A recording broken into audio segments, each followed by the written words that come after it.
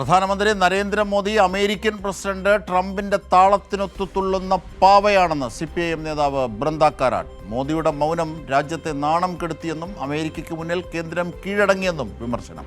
പശ്ചിമേഷ്യയിൽ യുദ്ധസാഹചര്യം സൃഷ്ടിച്ച American Israel ആക്രമണത്തിനെതിരെ ദില്ലിയിൽ ഇടതുപക്ഷ സംഘടനകൾ പ്രതിഷേധിച്ചു.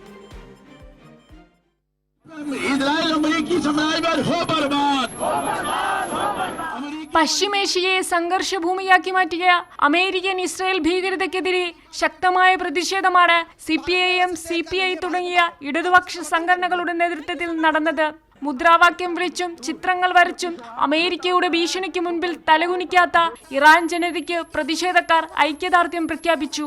ഇറാന്റെ പരമാധികാരത്തിന്മേൽ അമേരിക്കയും ഇസ്രയേലും നടത്തിയ ആക്രമണത്തെയും ആയത്തുള്ള ഖമേനിയുടെ കൊലപാതകത്തെയും അപലപിക്കാത്ത Modi സർക്കാരിനെതിരെയും പ്രതിഷേധമുയർന്നു.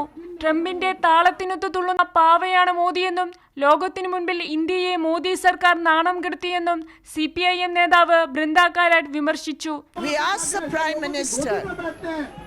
You are destroying India's reputation, our principles, always in support of national sovereignty. Don't speak in the name of the Indian people. We will never support your foreign policy.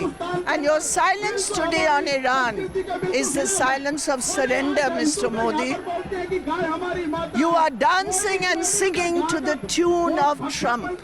അതേസമയം മോദിയെ അപമാനിക്കാൻ അനുവദിക്കില്ല എന്ന് പറഞ്ഞുകൊണ്ട് ഒരു കൂട്ടം സംഘപരിവാർ അനുകൂലികളായ ഗോദി മീഡിയ പ്രതിഷേധത്തെ അലങ്കോലപ്പെടുത്താൻ ശ്രമിച്ചു.